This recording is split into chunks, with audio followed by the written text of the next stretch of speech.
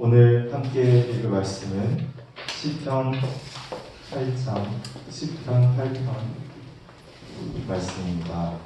구약 성경 808페이지입니다.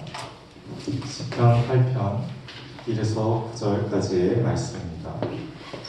우리 다 함께 한 목소리로 읽도록 하겠습니다. 시작. 여호와 우리 주여, 주의 이름이 온 땅 어찌 그리 아름다운지요. 주의 영광이 하늘을 덮었나이다. 주의 대적으로 말미암아 어린아이들과 젖먹이들의 입으로 권능을 세우시며 이는 원수들과 보복자들을 잠잠하게 하려 하심이니이다. 주의 손가락으로 만드신 주의 하늘과 주께서 베풀어 드신 달과 별들을 내가 보오니 사람이 무엇이기에 주께서 그를 생각하시며 인자가 무엇이기에 주께서 그를 돌보시나이까. 그를 하나님보다 조금 못하게 하시고 영어와 존귀로 관을 씌우셨나이다. 주의 손으로 만드신 것들을 다스리게 하시고 만물을 그의 발 아래 두셨으니 곧 모든 소와 양과 들 짐승이며 공중의 새와 바닥의 물고기와 바닷길에 다니는 것이니이다. 여호와 우리 주여, 주의 이름이 온 땅에 어찌 그리 아름다운지요. 아멘. 잠시만요.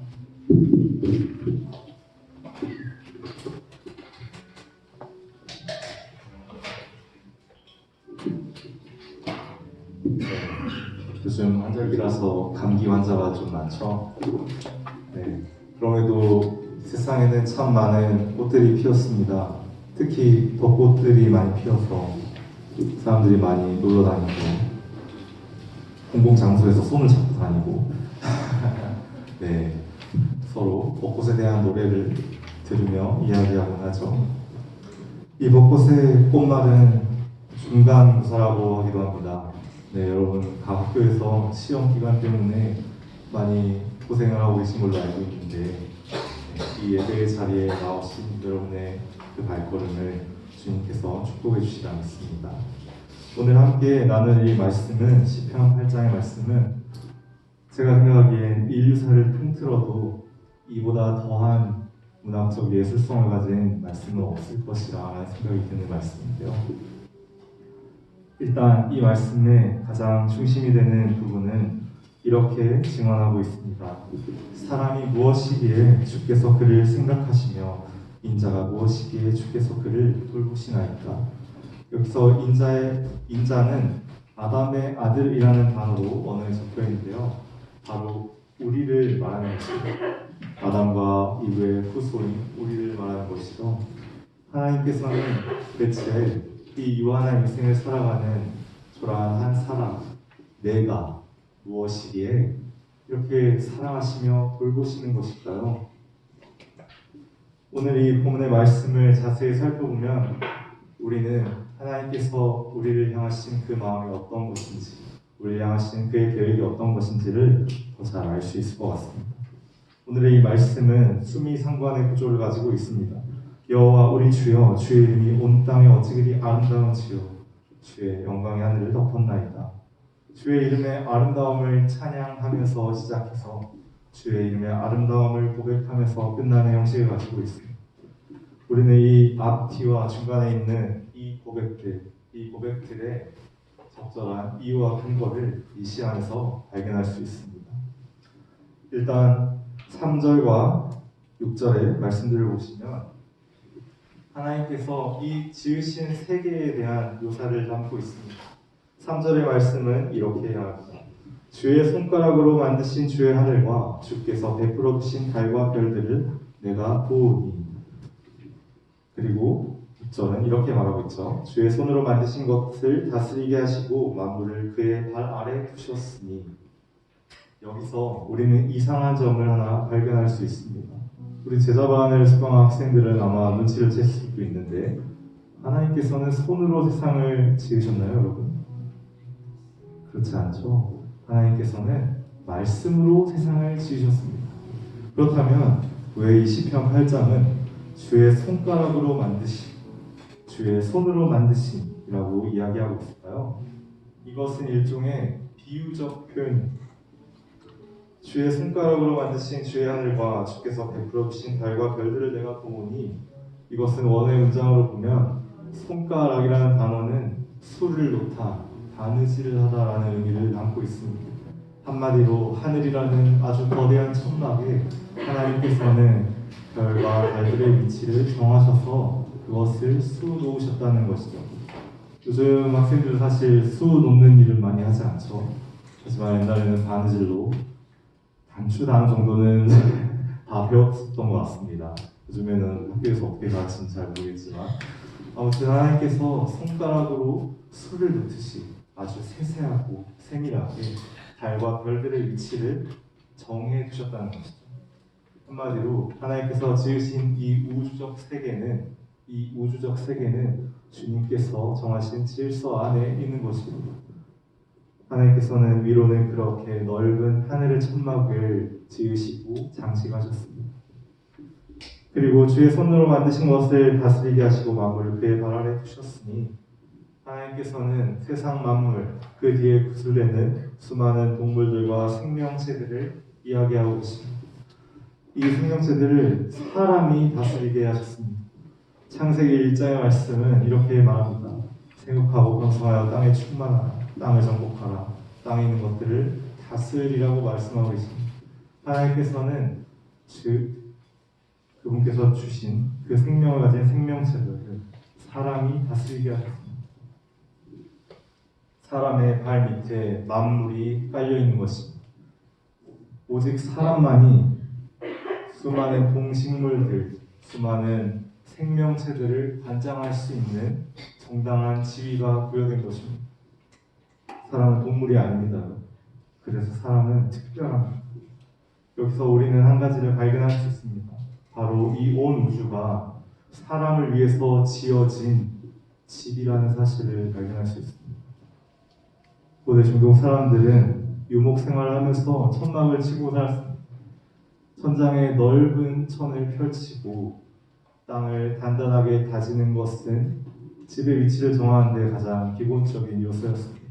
그것을 통해서 사막의 높은 일교차를 피할 수 있었습니다.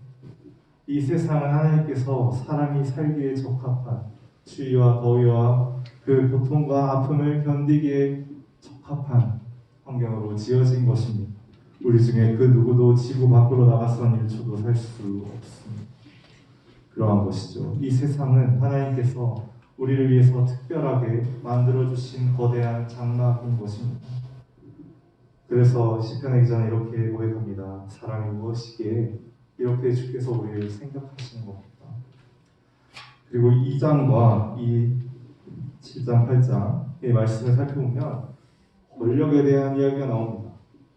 주의 대적으로 말미암아 어린 아이들과 젖먹이들의 입으로 권능을 세우시며 이는 원수들과 보복자들을 잠잠하게 하려 하시니 주의 손으로 만드신 것을 다스리게 하시고 만물을 그의 발 아래 두셨으니 다스리게 하시고 발 아래에 두셨으니 권능을 세우시이여.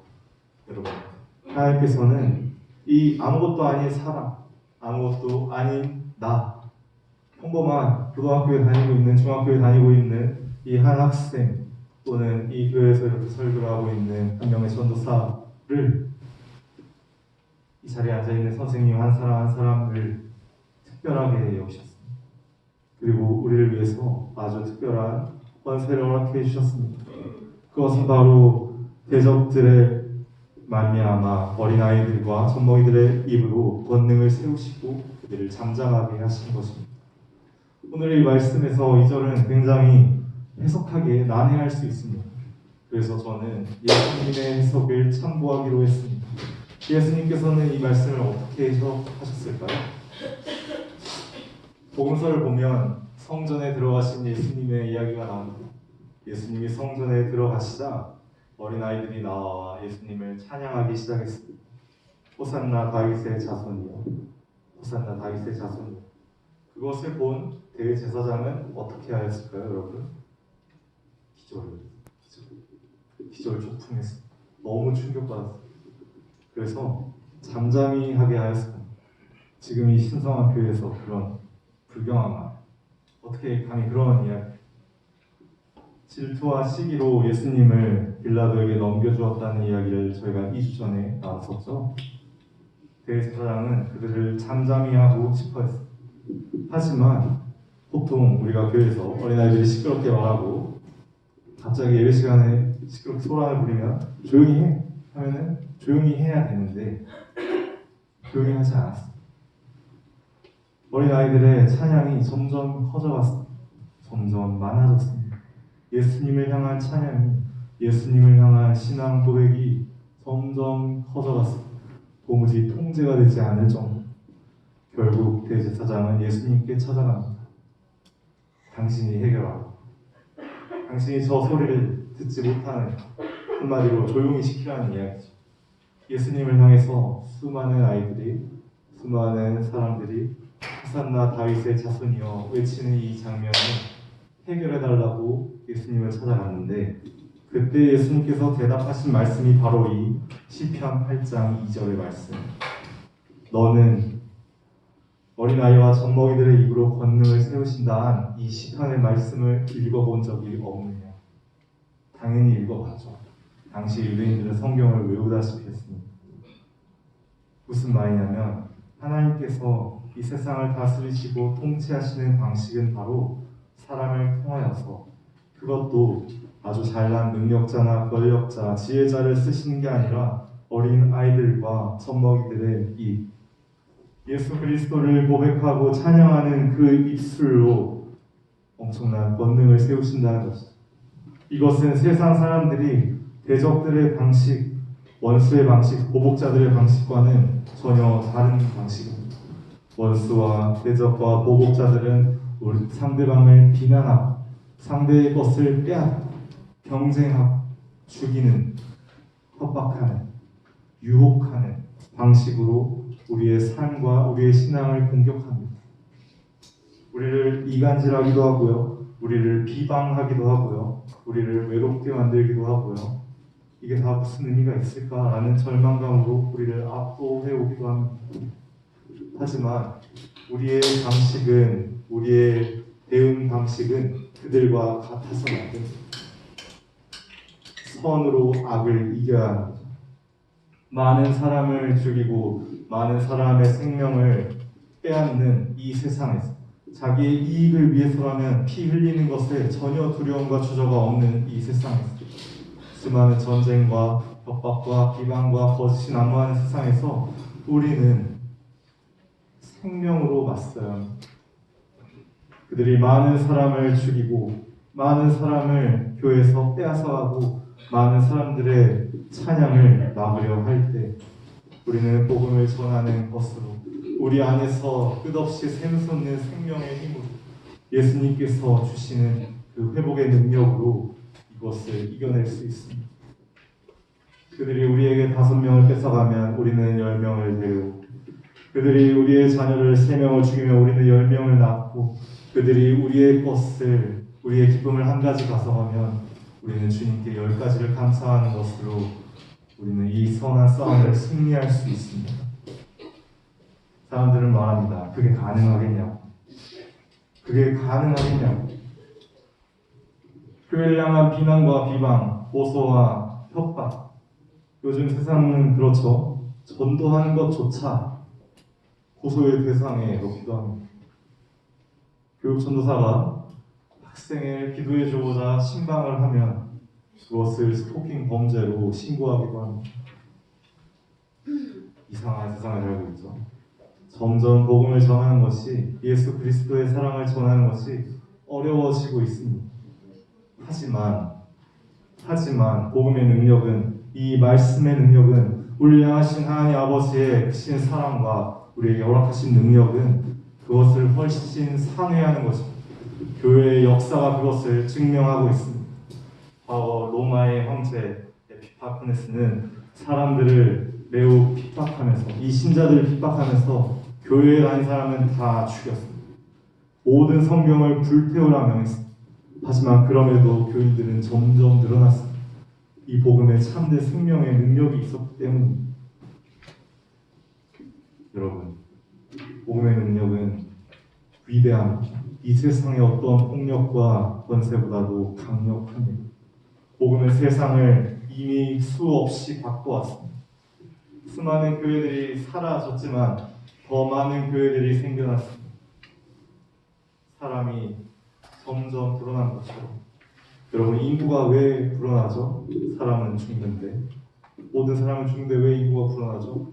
끊임없이 낳기 때문입니다. 끊임없이 새로운 생명이 태어나기 때문입니다. 그처럼 교회도 끝없이 많은 생명을 그리스도 예수 안에서 잉태하고 해산하고, 우리의 삶이 그러한 어린 아이들의 입술에서 나오는 그 시끄러운 소음, 그 젖먹이들의 입에서 나오는 그 시끄러운 소음으로 가득 찰 때 우리의 삶은 온전히 회복되는 것입니다. 하나님께서는 아주 많은 생명으로, 아주 강력한 생명의 힘으로 우리의 안과 밖에서, 교회의 안과 밖에서 이 세상을 다스리시며 변화시키십니다. 믿음이 없는 사람들은 이것을 이해할 수 없겠죠. 하지만 예수 그리스도를 구주로 고백하는 우리는 이 생명의 능력을 믿으며 의지해야 합니다. 우리는 이 생명의 능력을 드러낼 수 있는 하나님의 형상대로, 하나님의 선한 성품대로, 하나님의 선하신 뜻과 의지대로 그것을 닮게 창조된 사람이기 때문입니다. 우리의 삶은 그래서 아름답습니다. 그래서 우리를 향하신 주님의 마음은 이 세상에 있는 그 무엇보다도 가장 아름답습니다. 여호와 주님, 주의 이름이 온 땅 가운데 어찌 그리 아름다운지. 여기서 여호와는 언약을 지키시는 하나님, 약속을 지키시는 하나님이라는 뜻을 가지고 있습니다. 하나님께서는 우리를 구하기로 작정하셨고 우리를 구원하시기로 결심하셨기 때문에 우리를 향하신 주님의 결심이, 우리를 향하신 주님의 사랑이 확실한 것입니다. 사랑하는 우리 중고등부 여러분, 우리의 삶에 새로운 생명의 소음이 계속 들리게 하십시오. 이 시험 기간, 여러분의 마음 안에는 걱정과 두려움이 엄습할 것입니다. 여러분의 마음 안에는 예수님과 멀어지고 싶은, 예수님과 멀어지라는 세상의 유혹이 들려올 것입니다. 그것이 누구의 입술에서 나올지 알 수 없습니다. 그것이 어떠한 비난과 협박의 형태로 들어올지 알 수 없습니다. 하지만 우리는 우리를 더 많이 채우시는 하나님의 이 생명의 능력을 믿고 의지해야 합니다. 주님께서는 우리에게 생명을 부어주실 것이며 여러분은 그 많은 생명의 소음 안에서 즐거운 행복한 미소를 지을 수 있게 될 것입니다. 사랑하는 친구들 여러분, 주님께 더 감사하는 것으로, 어려울 때일수록 더 감사하는 것으로, 힘들 때일수록 더 복음을 전하는 것으로, 예배의 마음이 흔들리는 순간 더 진실한 기도를 드리는 것으로 우리 안과 밖에 생명이 끊이지 않도록, 생명의 능력이 끊이지 않도록 애쓰시며 은혜를 구하며 약속을 지키시는 여호와 하나님의 이름을 의지하는 우리가 되기를 소망합니다. 우리가 함께 찬양하기를 원합니다. 온 땅의 주인이라는 찬양이고요. 우리의 삶은 참 유한하죠, 여러분. 우리의 삶은 참 유한하여 마치 한순간에 피고 지는 저 벚꽃들처럼 순식간에 지나가 버리게 됩니다. 전 여러분을 보면 부러움과 안타까움의 마음이 공존합니다. 여러분의 젊음이, 여러분의 열정이, 여러분의 삶이 너무 빠르게 지나가겠지만 여러분은 저 떨어지는 꽃잎들, 이 쓰러져가는 세상을, 이 순간을 점점 늙어가며 죽어가는 우리의 인생을 그 자체로 사랑해 주시길 바랍니다. 찬양하겠습니다.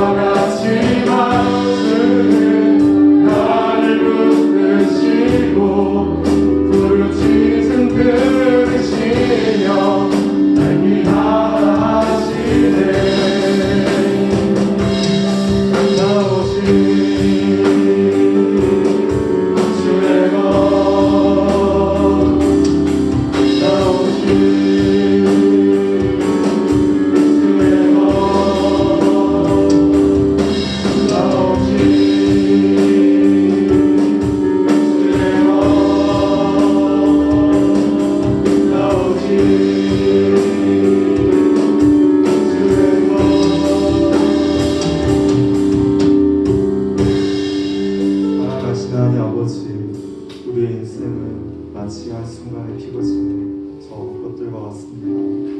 하지만 하나님 아버지, 우리 인생에 있는 모든 시련들도 비었다시는 벚꽃처럼 잠시 스쳐 지나가는 중간고사처럼 곧 지나갈 것을 믿습니다. 주님, 이 짧은 인생을 온전히 사랑하게 하여 주옵소서. 하나님 아버지, 우리에게 허락하신 영화와 종교의 왕관을 쓰고 주님께 찬양할 수 있도록 우리의 마음을 새롭게 하여 주옵소서. 주님, 우리가 온전히 주의 것이 되게 하여 주옵소서. 주님, 우리가 온전히 주님의 사람이 되게 하여 주옵소서. 사랑이 무엇이기에 주께서 이렇게 사랑하시는 것인지, 내가 무엇이기에 이렇게 주께서 사랑하시는 것인지 우리가 다 이해할 수 없을지, 우리의 이 삶의 예배의 순간에 함께하여 주옵시고 우리의 마음 받아주옵소서. 이 모든 것은 살아계신 주 예수 그리스도의